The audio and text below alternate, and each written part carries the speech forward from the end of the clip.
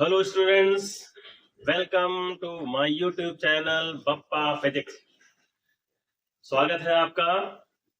आपको इस चैनल पर न केवल आपके सिलेबस से रिलेटेड कंटेंट मिलेगा, बल्कि आपको साथ साथ नोट्स भी मिल जाएंगे। यानी आपको नोट्स बनाने की जरूरत नहीं है।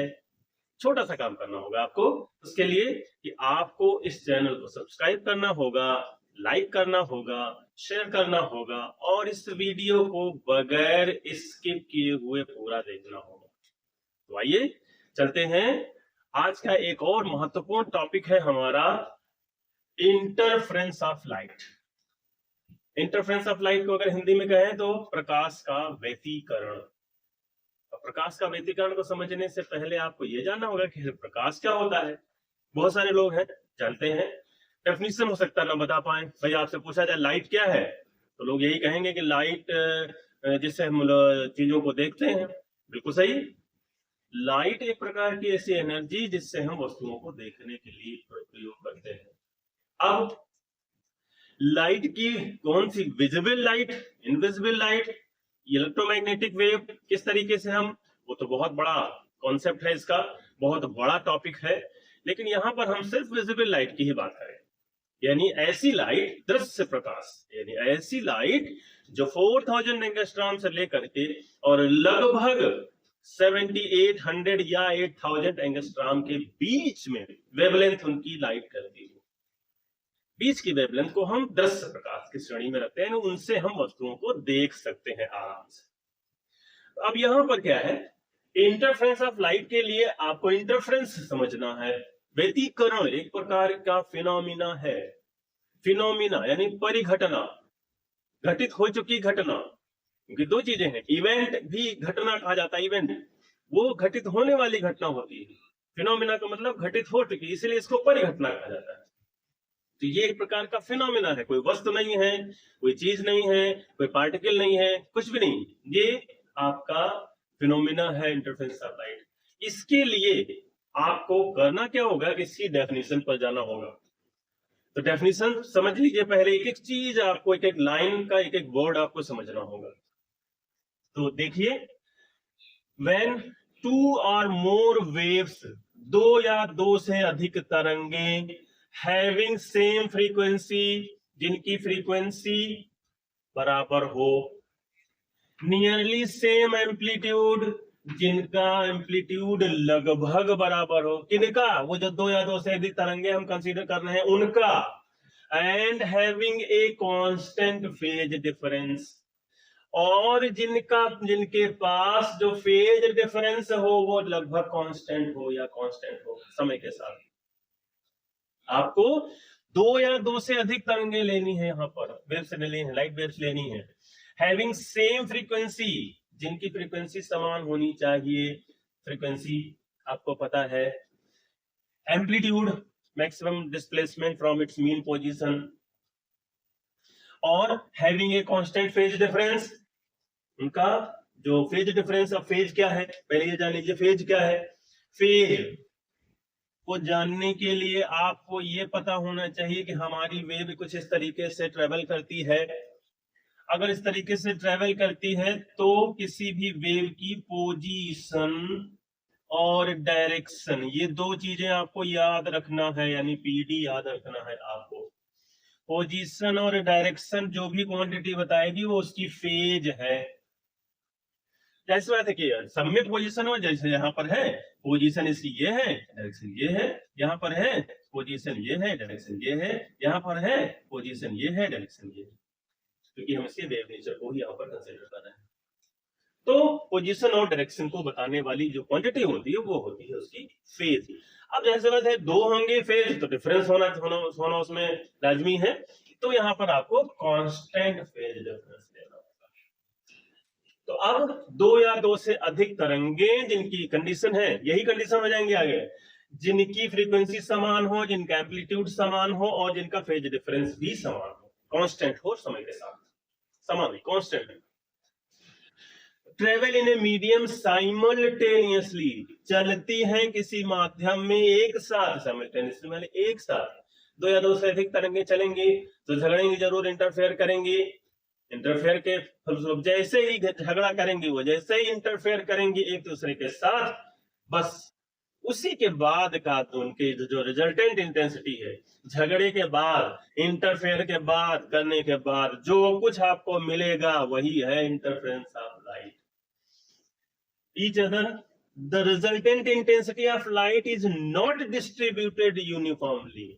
ये नहीं कि सब जगह बिल्कुल एक जैसा आपको मिलेगा, क्योंकि वो तो झगड़ा किए, इंटरफेयर किए एक दूसरे के साथ, तो उनका जो लाइट का डिस्ट्रीब्यूशन होगा वो एक जैसा नहीं होगा सब जगह, कहीं ज्यादा होगा कहीं कम होगा, और यही नॉन यूनिफॉर्म डिस्ट्रीब्यूशन जो है हमारा कहलाता है इंटरफेरेंस ऑफ लाइट। इसी फिनोमेना को इंटरफेरेंस ऑफ लाइट कहा जाता है। Non uniform distribution of light intensity due to the superposition of two waves. Superposition यानी अध्यारोपण। अध्यारोपण का सिद्धांत यह कहता है कि जब दो या दो से अधिक तरंगें किसी माध्यम में एक साथ ट्रेवल करती हैं तो उनका परिणामी जो डिस्प्लेसमेंट होता है वो उनके अलग अलग डिस्प्लेसमेंट के योग के बराबर होता है, या एम्पलीट्यूड की अगर हम बात करें तो जो रिजल्टेंट एम्पलीट्यूड होता है वो उनके अलग अलग एम्पलीट्यूड के बराबर होता है। ये आपका प्रिंसिपल सुपरपोजिशन डिस्प्लेसमेंट में हम लेते हैं। तो यहाँ पर superposition of two waves is called interference. अब ये जो आपने कहा कि जब उन्होंने इंटरफेयर किया एक दूसरे के साथ तो कहीं पर ज्यादा कहीं पर कम, तो जब जहां पर ज्यादा इंटेंसिटी मिलती है उसको क्या कहते हैं, जहां कम इंटेंसिटी मिलती है उसको क्या कहते हैं, उसके लिए हम थोड़ा सा अगले सेशन में इस चीज को डिस्कस करते हैं। तो इंटरफेरेंस ऑफ लाइट की डेफिनेशन हम लोगों ने की।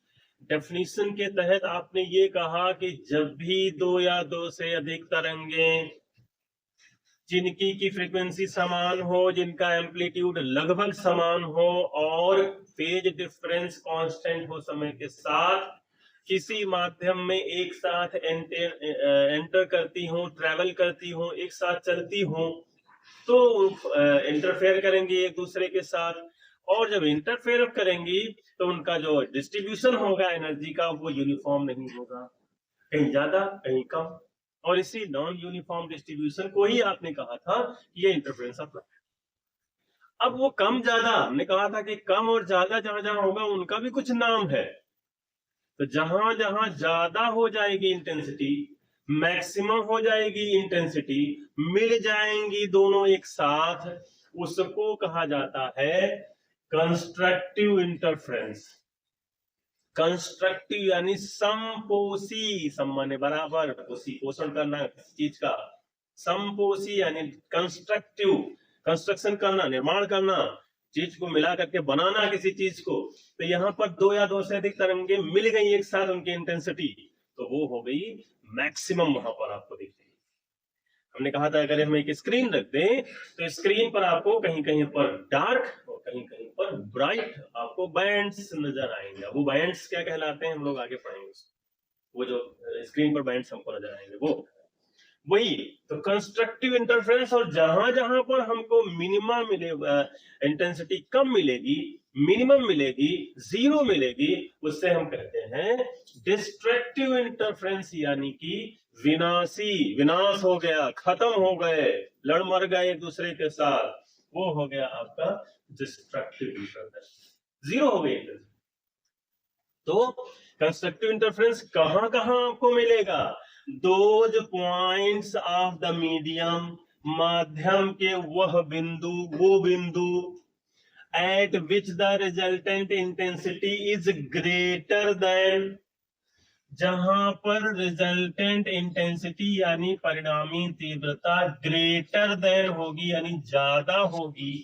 किससे ज्यादा होगी, the sum of the intensities of individual waves, जहां जो ऐसी इंटेंसिटी जो उनको अलग अलग ऐड कर दिया जाए। अभी हम लोग जब इसका मैथमेटिकल एनालिसिस करेंगे तो वहां पर मैक्सिमम मिनिमम की कंडीशन हमको निकालनी होगी, तो उनको अलग अलग जोड़ दिया जाए, वो इंटेंसिटी से ज्यादा इंटेंसिटी आपको रिजल्टेंट मिल रही हो, ऐसे पॉइंट्स। तो इन पॉइंट्स पर जो इंटरफेरेंस पैटर्न होता है उसे हम कहते हैं कंस्ट्रक्टिव इंटरफेरेंस। और अगर एट सम पॉइंट्स, कुछ पॉइंट्स ऐसे भी होंगे ऑफ द मीडियम, माध्यम के, जहां पर रिजल्टेंट इंटेंसिटी होगी मिनिमम। तो मिनिमम होगी तो जब ऐसे पॉइंट्स पर जो इंटरफेरेंस फिनोमेना हमको मिला है उसे हम डिस्ट्रक्टिव इंटरफेरेंस कहेंगे। तो इंटरफेरेंस टाइप्स होते हैं दो तरीके के, कंस्ट्रक्टिव और डिस्ट्रक्टिव, यानी या तो मैक्सिमम इंटेंसिटी या मिनिमम इंटेंसिटी। दो इंटरफेयर जब करेंगे वो तो या तो खत्म और या तो दोनों मिलकर के बड़ा सा आपको तैयार करेंगे। तो वही चीज यहाँ पर कंस्ट्रक्टिव इंटरफेरेंस और डिस्ट्रक्टिव इंटरफेरेंस। ठीक है, ओके।